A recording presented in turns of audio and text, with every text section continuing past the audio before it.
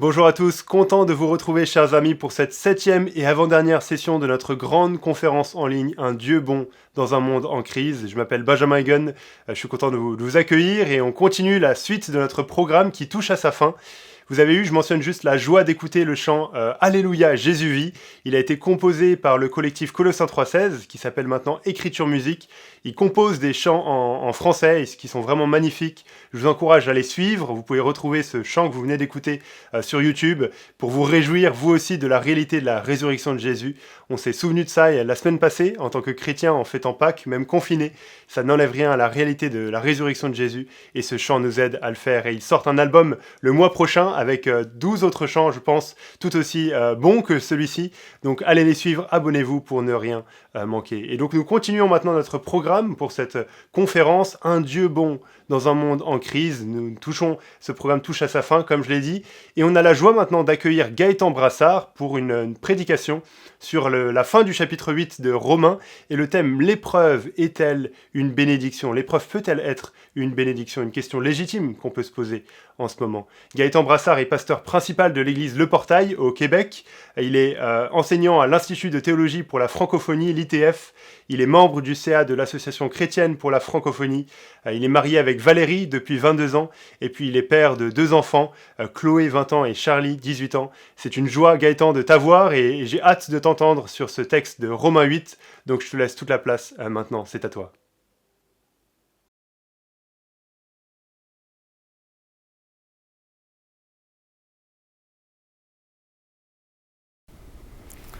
Salut tout le monde, ici pasteur Gaëtan Brassard de l'église Le Portail du Québec. Vous l'entendez, si vous êtes de France ou d'Europe, vous l'entendez à mon bel accent.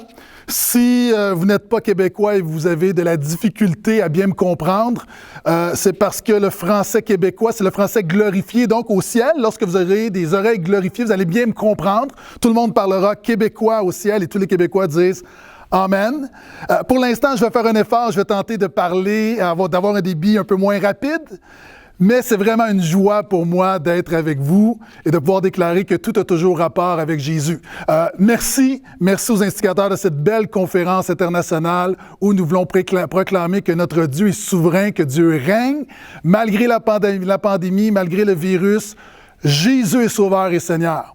Et le thème de cette conférence est simplement un Dieu bon dans un monde en crise. Ta conception de Dieu est plus importante que ta conviction qu'il existe. Tu crois que Dieu existe, ce n'est pas suffisant. Jacques dit, les démons croient. Tu crois qu'il y a un seul Dieu, tu fais bien. Les démons aussi le croient et ils tremblent. La Bible dit que sans la foi, il est impossible de lui plaire. La foi, c'est non seulement croire que Dieu existe, c'est croire qu'il récompense aussi celui qui le cherche. En fait, la foi, c'est croire que Dieu est bon, mais également qu'il agit dans cette pandémie. Et le titre de mon message aujourd'hui est simplement « La pandémie concourt au bien de ceux qui aiment Dieu ». La pandémie concourt au bien de ceux qui aiment Dieu. Est-ce que tu aimes Dieu? Est-ce que Jésus est ton sauveur et ton Seigneur? Est-ce que tu te déclares comme un chrétien? Est-ce que tu as été régénéré? Es-tu rempli de l'Esprit? Et as-tu cette conviction que tu es sauvé par grâce, non par tes œuvres, ni par tes mérites, mais par l'œuvre seule de Jésus? Si c'est le cas, je veux déclarer que la pandémie va concourir à ton bien. On va s'appuyer sur Romains 8, 28. Enfin, on va regarder le contexte de ce verset qui est souvent galvaudé, qui est souvent utilisé à toutes les sauces hors contexte. Et pour bien comprendre ce que veut dire l'apôtre Paul lorsqu'il dit que tout concourt au bien de ceux qui aiment Dieu, c'est qu'on doit réaliser que l'Épître aux Romains est une présentation de la bonne nouvelle de Jésus. Maintenant, arrêtons-nous. Qu'est-ce que la bonne nouvelle de Jésus? Qu'est-ce que la bonne nouvelle de Jésus? Je veux simplement te dire que le christianisme n'est pas d'abord de bons conseils. Le christianisme n'est pas une bonne morale. Le but du christianisme, Jésus n'est pas venu pour te donner une bonne moralité, pour faire de toi une bonne personne qui va avoir une bonne vie. Le christianisme n'est pas un bon conseil ou de bons conseils ou une bonne moralité. Le christianisme, c'est une bonne nouvelle.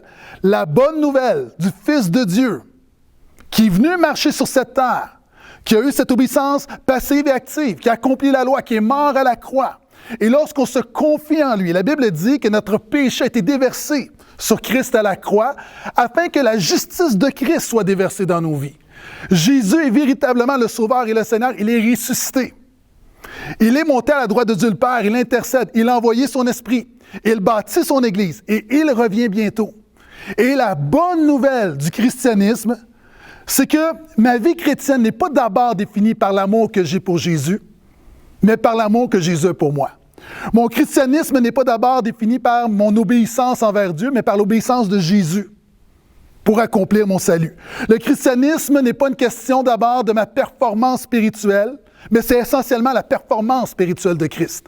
Le christianisme n'est pas mes accomplissements que je peux faire pour Dieu, c'est d'abord Jésus qui dit à la croix, tout est accompli.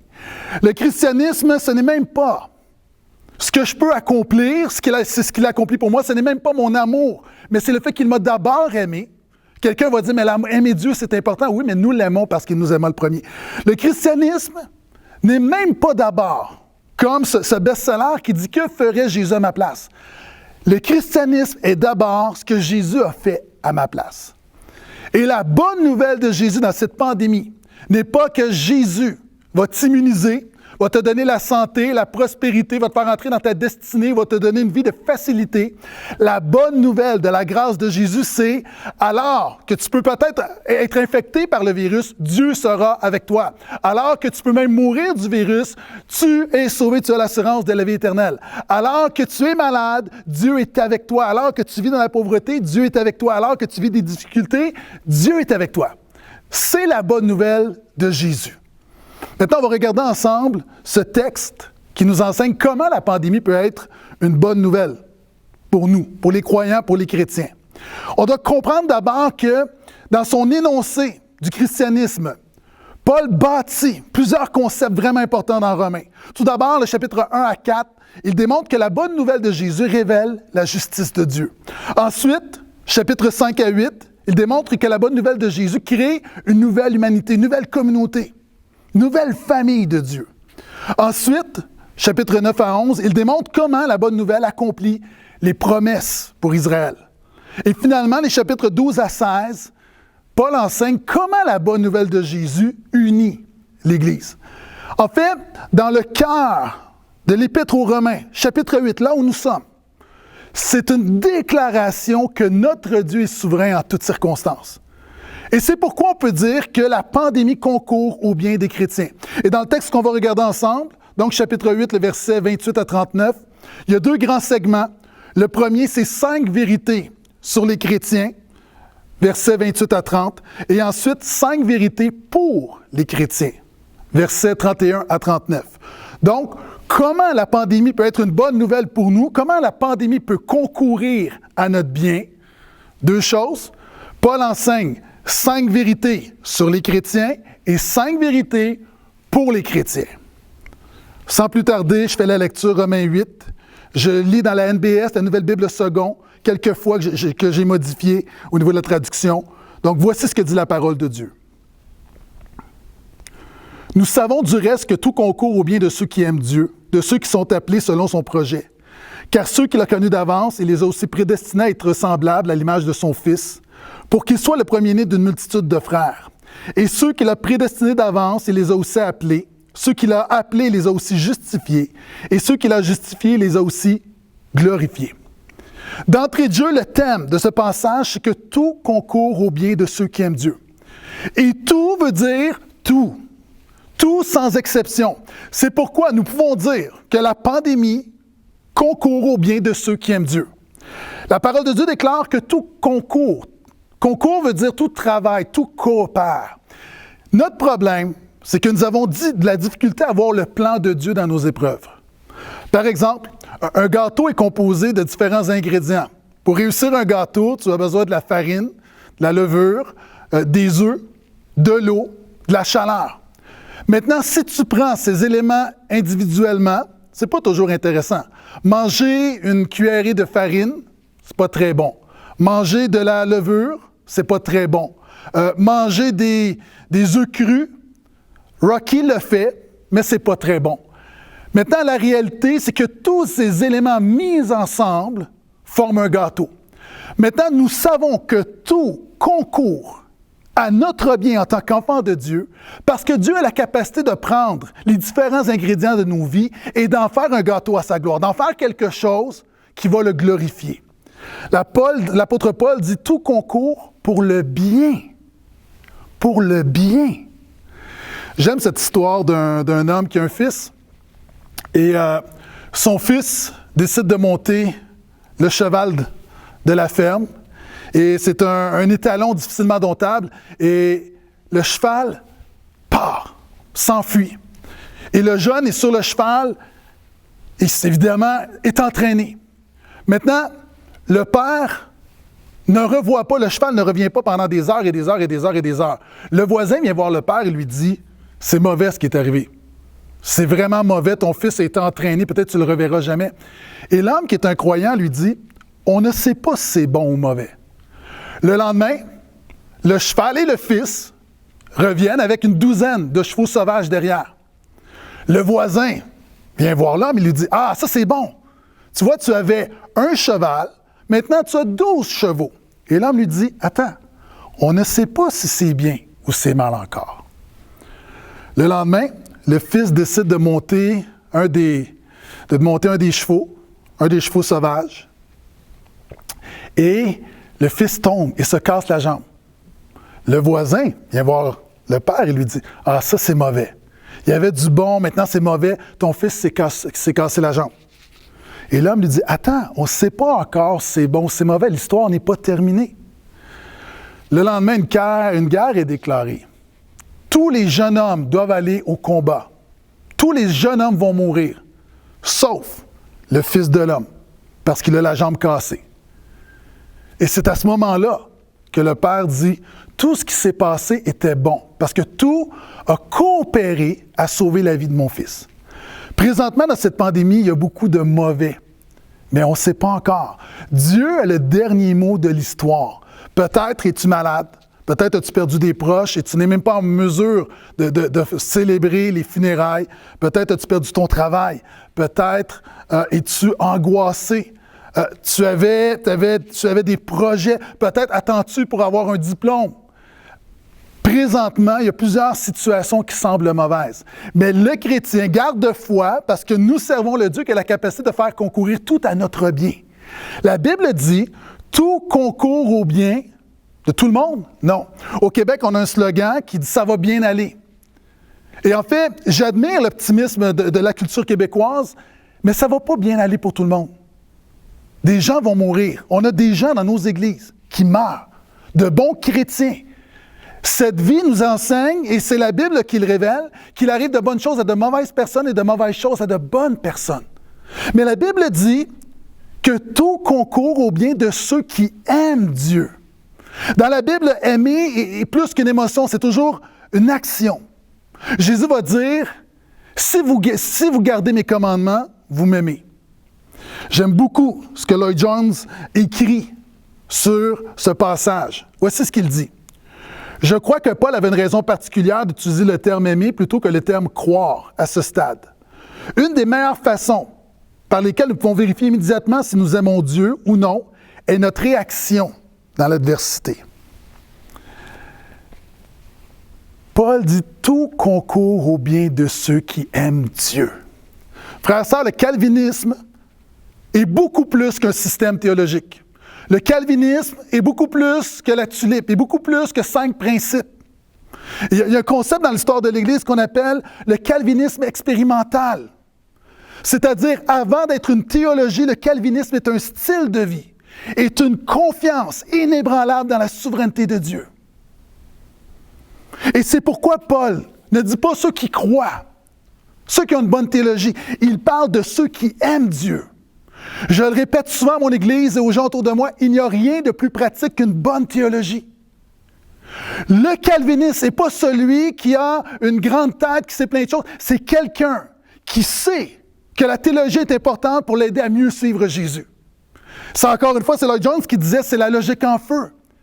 Le calviniste est celui qui est passionné pour Dieu. Et celui qui soupire après Dieu, qui cherche Dieu, qui prie Dieu, qui proclame la bonne nouvelle de la grâce et qui fait confiance à Dieu en toutes circonstances. D'ailleurs, le petit catéchisme de Westminster commence en disant « Quel est le but ultime de l'homme? » Et la réponse, c'est le glorifier et prendre plaisir en lui.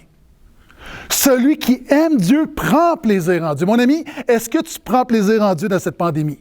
Est-ce que tu aimes Dieu dans cette pandémie? Et l'apôtre Paul enchaîne avec ce qu'on appelle la chaîne d'or du salut, avec 5 maillons, 5 vérités sur les chrétiens. Il dit, pourquoi tout concourt au bien de ceux qui aiment Dieu? Verset 29, car ceux qu'il a connus d'avance. Frères et sœurs, nous avons été connus d'avance. Dans la Bible, connaître n'est pas simplement savoir des choses. Connaître est une intimité. Connaître d'avance, c'est non seulement la préscience de Dieu, mais c'est Dieu qui d'avance établit une relation avec nous. D'ailleurs, Jésus va dire que lorsqu'on va arriver à la fin, certains vont dire « Seigneur, Seigneur, nous avons fait telle chose en ton nom, telle chose en ton nom. » Et Jésus va dire « Éloignez-vous de moi, je ne vous ai jamais connu. » Dans le contexte ici, on parle d'élection.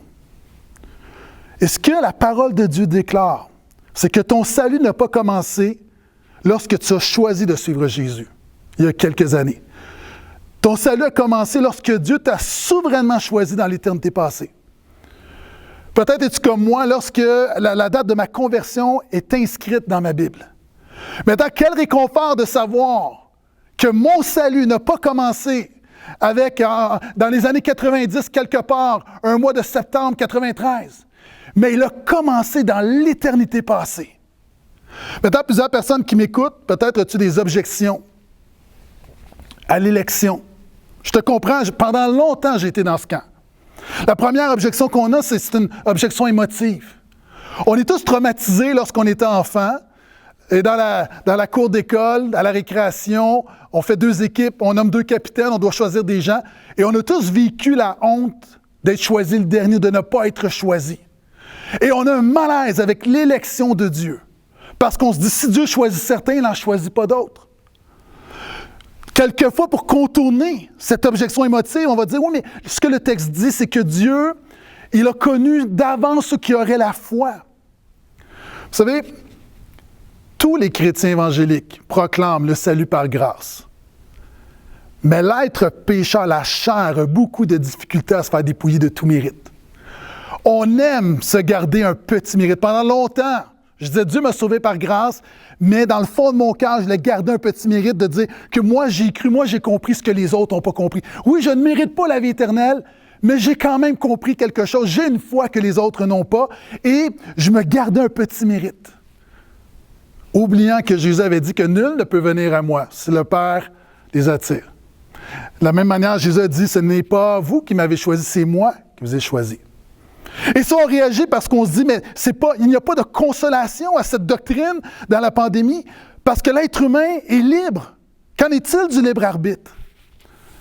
Mes amis, rappelons-nous que par nature, nous sommes morts. Spirituellement, nous sommes morts. La Bible dit que vous étiez morts dans vos péchés. L'être humain n'a pas besoin d'être cajolé, d'être réveillé tranquillement.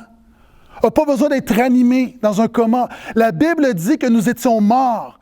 Et en étudiant la Bible, j'ai réalisé que le mot « mort » veut dire « mort ». Nous étions morts dans nos péchés. Nous étions des rebelles, corrompus, séparés de Dieu. Nous méritions la colère de Dieu. Et si Dieu n'intervient pas, si Dieu n'était pas intervenu dans ma vie, je ne l'aurais jamais choisi. Parce que la Bible dit dans Romains 3 qu'aucun ne désire Dieu.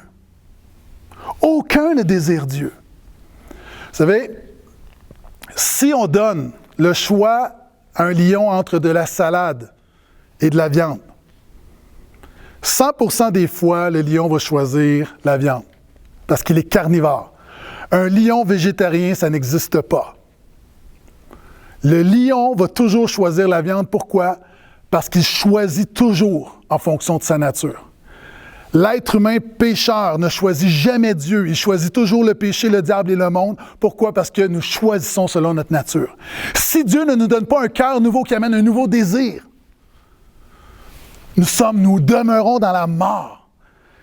Et la Bible nous dit que ce fameux libre-arbitre, en fait, l'être humain est responsable, mais nous avons besoin d'une intervention de Dieu qui nous ramène à la vie. Et certaines personnes m'écoutent et probablement tu as de la difficulté avec ce message. Mais lorsque quelqu'un est mort, ce qu'on a besoin, c'est de le ranimer, et souvent avec vigueur.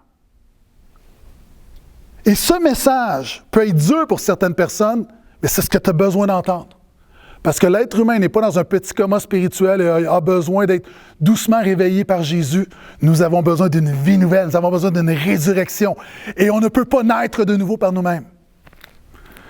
Et souvent, on fait des parallèles avec nos enfants. Parce qu'on dit le libre-arbitre, le libre-arbitre. Le libre-arbitre est esclave de notre nature pécheresse. Mais nous sommes totalement responsables de nos choix. Si j'ai mon enfant de 5 ans qui me dit « Papa, cette nuit, je vais dormir chez mon ami et je ne sais pas si je vais rentrer ce week-end. » Est-ce qu'en bon père, je vais lui dire « Mon enfant, je vais respecter ton libre arbitre. » Non. Je sais qu'il n'est pas capable de décider, de prendre les bonnes décisions par lui-même. Maintenant, le salut par grâce, c'est de reconnaître que par nous-mêmes, on ne peut pas prendre cette décision, que nous avons besoin que Dieu vienne incliner notre cœur et nous donne cette capacité de se repentir, de mettre notre foi en lui. Et mon ami, encore une fois, tu n'es pas un robot.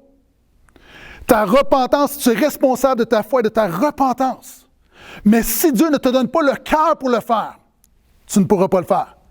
Et souvent, on va dire, oui, mais Dieu est injuste. Encore une fois, l'être humain n'est pas un enfant mignon où Dieu nous regarde en disant « Oh, qu'il est mignon ». Nous sommes des rebelles. Nous sommes des rebelles. Nous avons insulté Dieu. Notre vie, à vouloir vivre sans Dieu, notre révolte est une insulte à Dieu, est un affront à Dieu. Et la bonne nouvelle de la grâce, c'est que Dieu ne nous a pas abandonnés, il a envoyé son Fils pour nous ramener à lui. Alléluia. Nous avons été connus d'avance. Je reviens.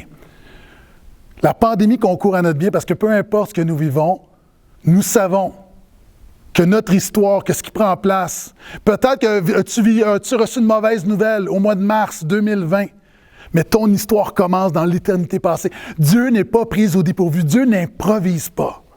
Et la deuxième bonne nouvelle, c'est que nous avons été prédestinés. L'élection dit que Dieu est souverain au début de notre salut, et la prédestination nous dit que Dieu est souverain à la fin de ton salut. C'est-à-dire que Dieu va destiner la fin de toute chose. On a souvent l'impression que lorsqu'on entend ce message, que le croyant va se mettre en pilote automatique. La Bible dit que celui qui a véritablement été régénéré va persévérer jusqu'à la fin. Certains diront, mais à quoi ça sert de prier, puis à quoi ça sert d'évangéliser?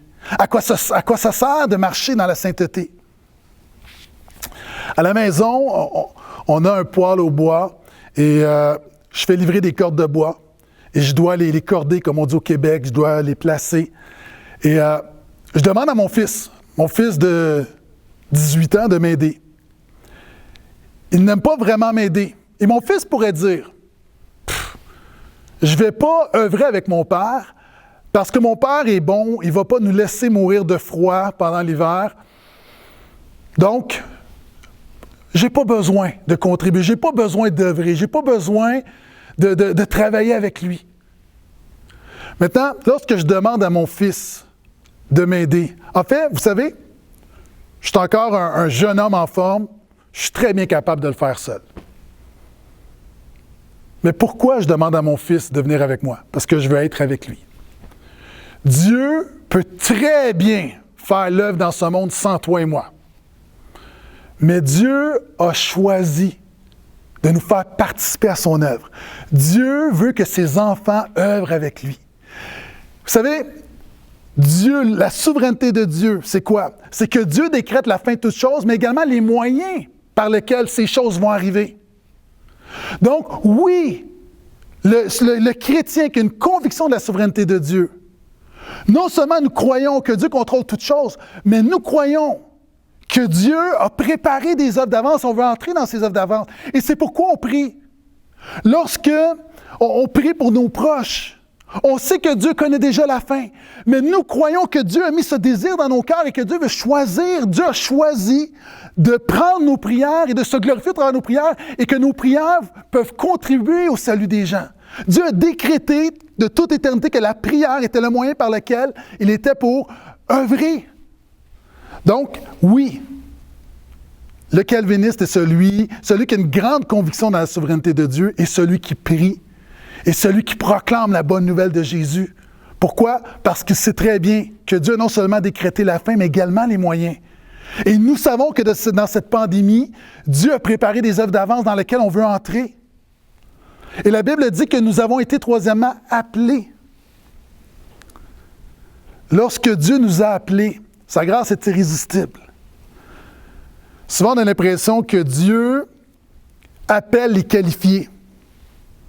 En fait, ce que ce texte nous enseigne, c'est que Dieu n'appelle pas les qualifiés, il qualifie les appelés. La Bible dit, nous avons été justifiés. Non seulement on a été connus d'avance, on a été prédestinés, on a été appelés, on a été justifiés. Dernièrement, il s'est produit quelque chose d'assez particulier.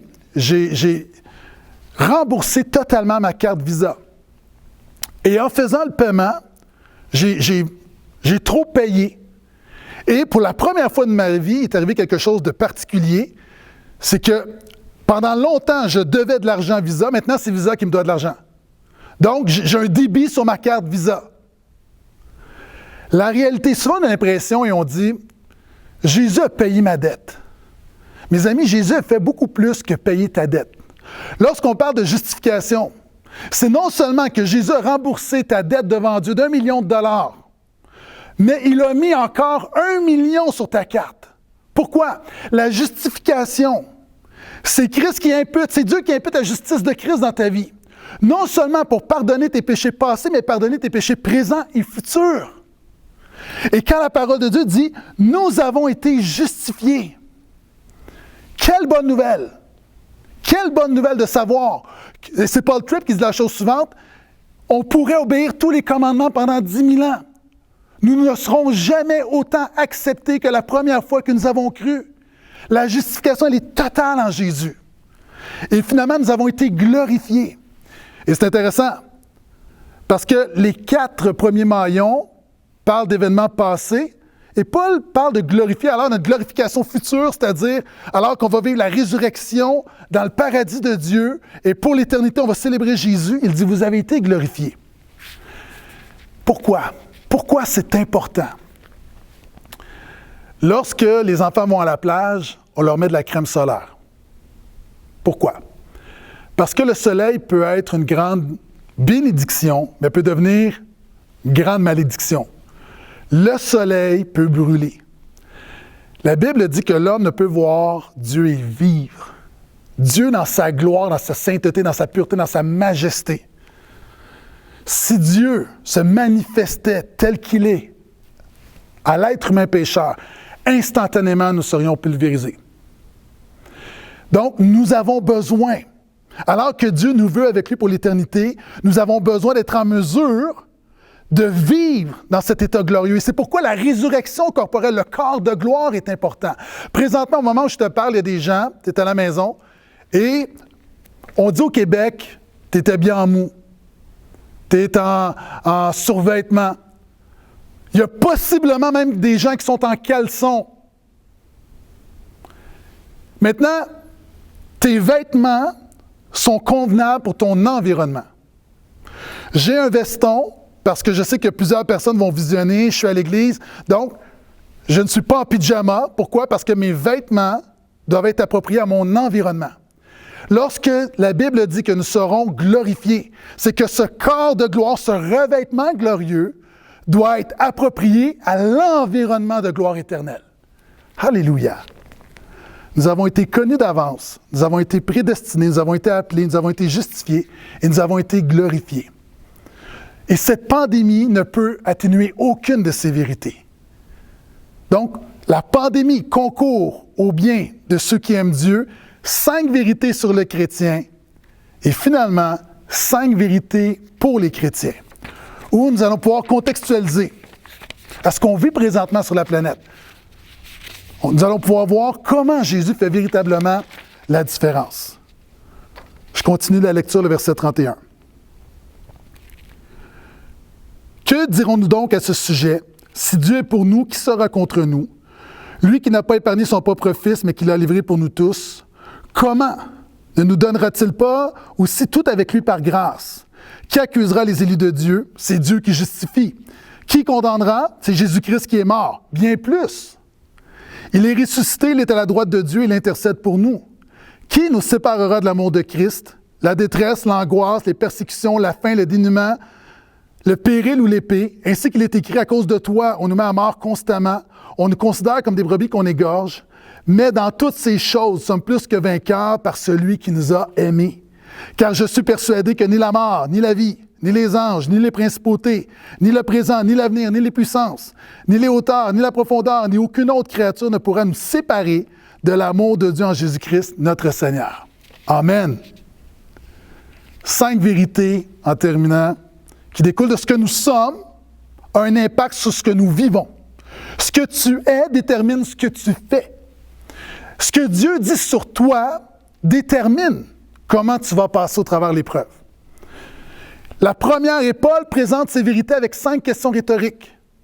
Et la première va dire, si Dieu est pour nous, qui sera contre nous? Frères, sœurs, amis, Dieu est pour nous dans la pandémie. Il y a beaucoup de choses contre nous. Ce virus est contre nous. Le péché est contre nous. La maladie est contre nous. La mort est contre nous. Le diable est contre nous. Le monde est contre nous. Présentement, nous le vivons. Encore cet après-midi, les policiers sont venus ici parce qu'il y a eu des délations des voisins. Plusieurs églises, plusieurs personnes. Tu réalises que présentement, le christianisme, l'Église de Jésus ne gagnera pas un concours de popularité dans la pandémie. Et la bonne nouvelle, c'est non seulement que Dieu est avec nous, mais Dieu est pour nous. Dieu est pour nous dans la pandémie. Dieu a des projets pour nous. Dieu veut bénir. Dieu veut prendre soin de nous. Dieu est pour nous. Deuxième grande vérité. Lui qui n'a pas épargné son propre Fils, mais qui l'a livré pour nous tous, comment ne nous donnera-t-il pas aussi tout aussi avec lui par grâce? Deuxième grande vérité. Dieu nous donnera tout ce qui nous est nécessaire par grâce dans cette pandémie. Paul dit, s'il a donné son Fils, comment va-t-il pas tout nous donner par grâce? La chose la plus précieuse que tu peux donner, c'est ton enfant. Dieu a donné son Fils. OK, concrètement, qu'est-ce que Paul veut dire? Imagine un homme qui vient te voir milliardaire, qui te fait un don d'1 milliard de dollars. Est-ce que tu serais mal à l'aise d'aller voir cet homme pour lui demander 20 $? Absolument pas. Parce que si un homme est prêt à te donner 1 milliard de dollars, 20 $, c'est absolument rien pour lui.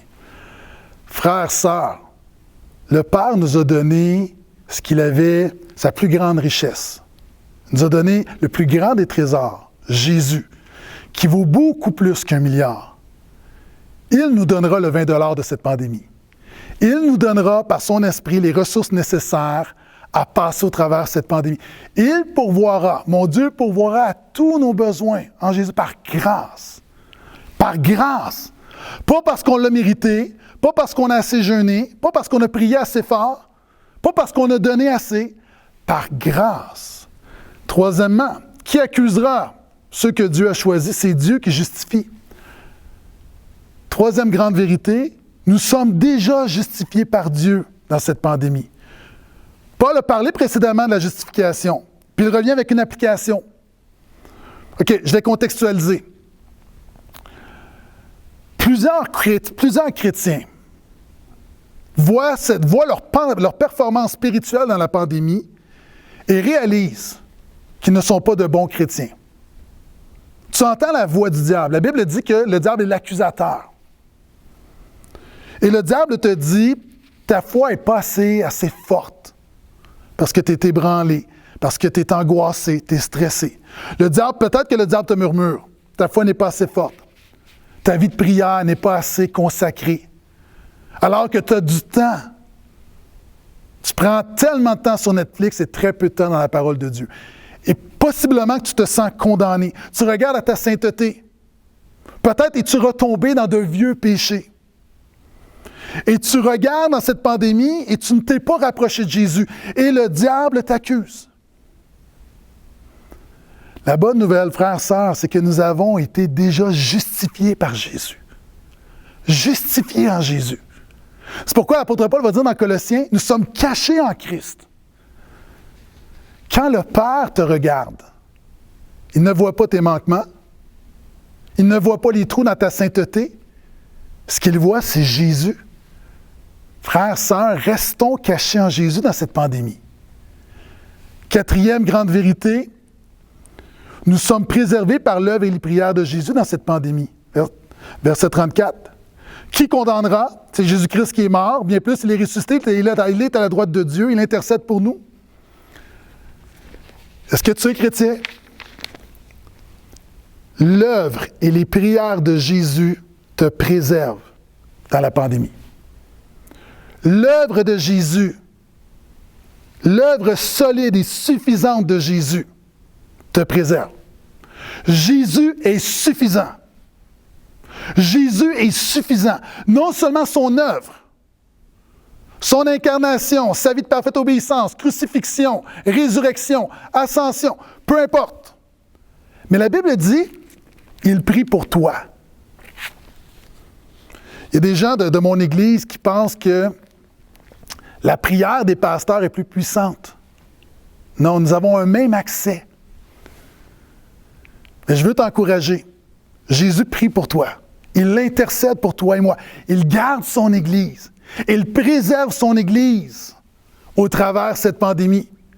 Il a dit, je bâtirai mon Église et les portes du séjour des morts ne prévaudront pas contre elle. Et j'imagine que les portes du séjour des morts incluent le coronavirus. Le coronavirus ne prévaudra pas contre l'Église de Jésus. Il bâtit son Église et par sa grâce, son Église sortira encore plus forte de cette crise. Mais tu dis, mais comment est-ce possible alors qu'on ne peut même pas se réunir? L'Église n'est pas le bâtiment, ce sont les gens. Alors que l'Église, le bâtiment de l'Église est vide, les gens de l'Église sont remplis par l'Esprit de Jésus. Donc, l'Église continue. L'Église n'est pas fermée. Les cultes ont peut-être cessé. Les cultes publics ont cessé. Les ralliements ont cessé. Mais l'Église n'a pas cessé. Le témoignage de l'Église n'a pas cessé. Et je termine. Verset 35. Donc, 5 grandes vérités. Lorsqu'on réalise que nous sommes, donc que Dieu nous a connus d'avance, que Dieu a fait son œuvre en nous. Non seulement Dieu nous a connus d'avance, Dieu nous a prédestinés, il nous a appelés, justifiés, glorifiés. Et il y a 5 conséquences. Dieu est pour nous dans cette pandémie. Deuxièmement, Dieu va nous donner tout ce que nous avons besoin par grâce dans cette pandémie. Troisièmement, nous sommes déjà justifiés, nous sommes justifiés par Dieu dans cette pandémie. Quatrièmement, nous sommes préservés par l'œuvre et les prières de Jésus dans cette pandémie. Et finalement, rien ne nous séparera de l'amour de Jésus dans cette pandémie. Paul, au verset 35, va dire la détresse, l'angoisse, les persécutions, la faim. J'imagine que ça inclut les temps troubles que nous vivons présentement. Et Paul dit, dans toutes ces choses, nous sommes plus que vainqueurs. Église de Jésus, dans la pandémie, nous sommes plus que vainqueurs. En grec, c'est hyper vainqueur. Et tu te poses la question, mais comment est-ce possible d'être plus que vainqueur? Nous comprenons c'est quoi être vainqueur, mais comment être plus que vainqueur?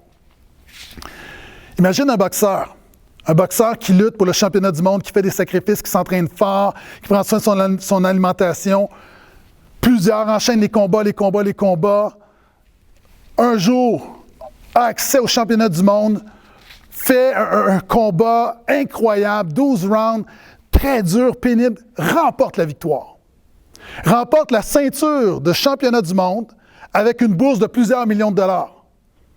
Il revient à la maison, remet sa ceinture et sa bourse à son épouse et lui dit, par ton support, pour ta foi dans ce que je fais, voici, je te donne tout. Cette épouse, elle est plus que vainqueur. Pourquoi? Parce qu'elle a tous les bénéfices de la victoire sans avoir combattu pour la victoire. L'Église de Jésus est plus que vainqueur. Pourquoi? Parce que nous avons tous les bénéfices de la victoire de Jésus, sans avoir combattu pour la victoire de Jésus. Christ a combattu à la croix. Il est victorieux. Il rend son Église plus que vainqueur. Et la Bible dit, comment nous expérimentons cette victoire? C'est dans toutes ces choses. Pas malgré ces choses. Non, dans toutes ces choses. La pandémie est une occasion, une opportunité où Dieu, dans sa souveraineté, veut se manifester et te rendre plus que vainqueur. Tu dis, mais comment est-ce possible? Paul le dit, je me réjouis, je me plais, je mets ma fierté dans les faiblesses, car quand je suis fort, quand je suis faible, c'est alors que je suis fort. Qu'est-ce que ça veut dire? Ça veut dire que lorsque tu es faible, c'est là que Dieu manifeste sa grâce.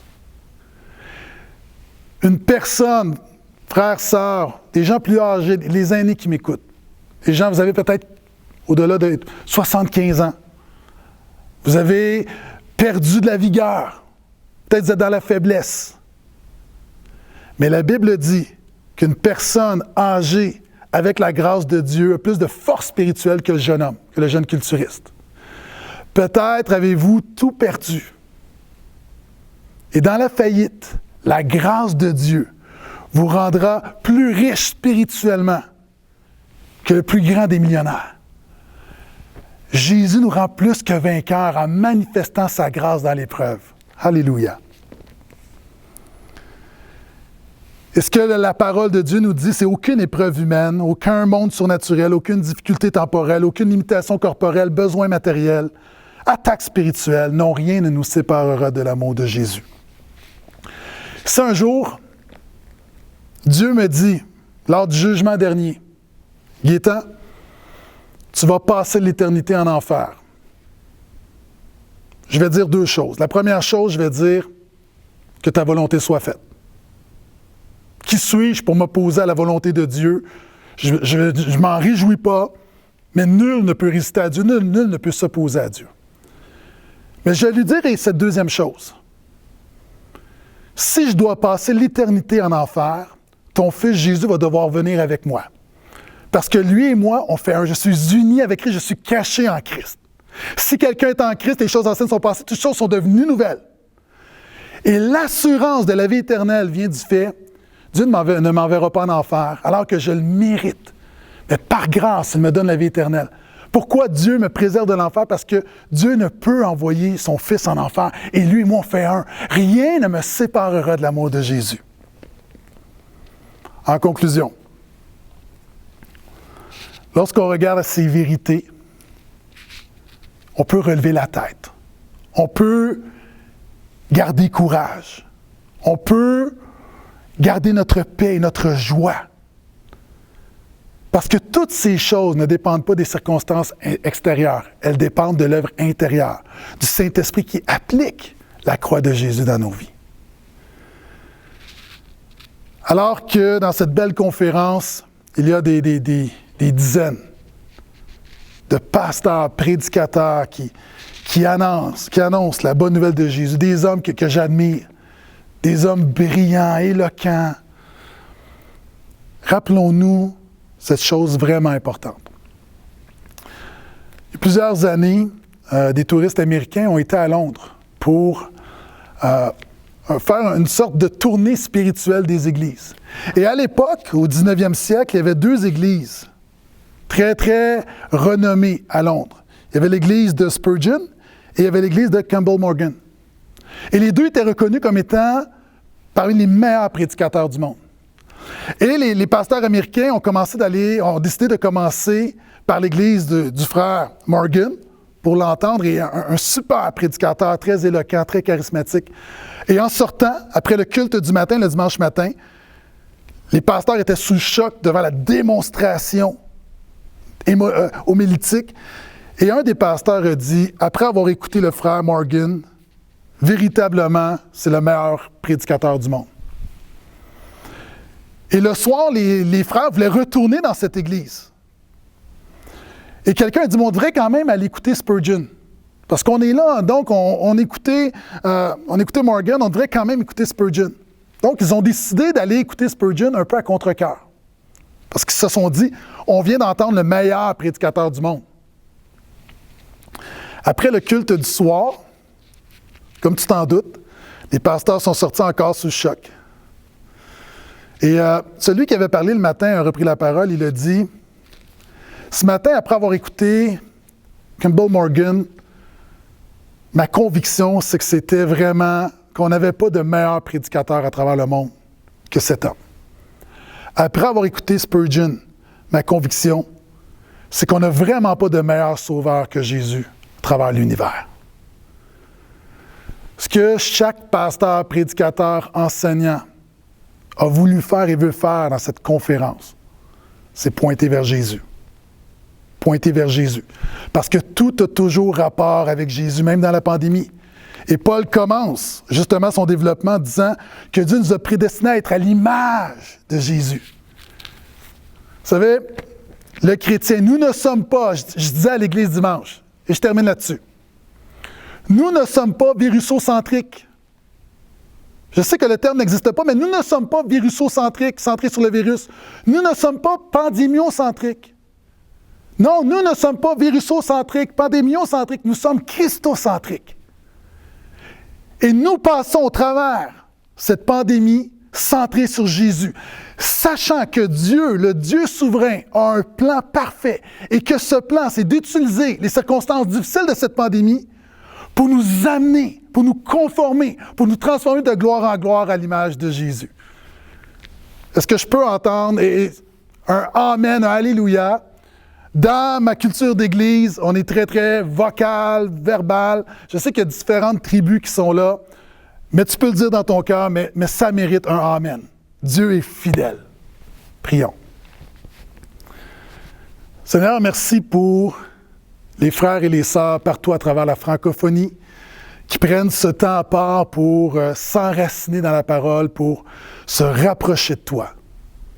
Merci pour cette parole qui demeure. Rapprochez-vous de Dieu, il s'approchera de vous. Seigneur, je sais que tu t'approches de ton peuple au travers de cette conférence. Tu fais une œuvre. Alors qu'il y a plusieurs intervenants, ce que nous voulons faire, chacun d'entre nous, c'est ouvrir ta parole et par le Saint-Esprit pointer vers Jésus. Seigneur, que tu puisses faire en sorte que chaque frère, sœur qui sont là, que tu puisses augmenter notre foi, nous faire réaliser combien tu es souverain et nous faire réaliser combien la souveraineté n'est pas un concept théologique poussiéreux. Donne-nous de se réjouir dans ta souveraineté. Seigneur, je prie en terminant pour des amis qui visionnent, je prie pour des hommes et des femmes qui peut-être ne se considèrent pas chrétiens, n'ont pas fait la paix avec toi. Je te prie que tu puisses incliner les cœurs. Que tu puisses incliner les cœurs. Si c'est ton cas, je t'invite, alors que tu entends la bonne nouvelle de Jésus, je t'invite à te repentir, à reconnaître ton besoin, à reconnaître que tu es perdu sans Dieu, que tu as besoin d'un sauveur, à te confier en Jésus, à mettre ta foi en lui. Alors que Dieu utilise cette pandémie pour transformer son peuple, il utilise cette pandémie pour attirer des hommes et des femmes à lui. Donc, c'est ton cas, mon ami. N'attends pas. Confie-toi en Jésus. En terminant, Seigneur, je te donne la gloire qui te revient. Je déclare que tu es bon. Je déclare que tu es fidèle, que tu es grand, que tu es puissant, que tu es amour. Et apprends-nous à mieux t'aimer. Tout concourt au bien de ceux qui aiment Dieu. Tout concourt au bien de ceux qui aiment Dieu. Par ta grâce, nous voulons t'aimer. Père, nous t'avons prié au nom de Jésus. Amen. Qu'est-ce que Calvini ? Calvini est un moteur de recherche qui vous permet d'effectuer des requêtes parmi les articles de plusieurs blogs chrétiens évangéliques qui partagent une ligne théologique similaire. En un clic, découvrez les milliers d'articles sur un thème en particulier sur un des sites suivants: Évangile 21, La Rébellution, Le Bon Combat, Revenir à l'Évangile, Tout pour sa gloire et Un héros dans le net. À bientôt sur calvini.st.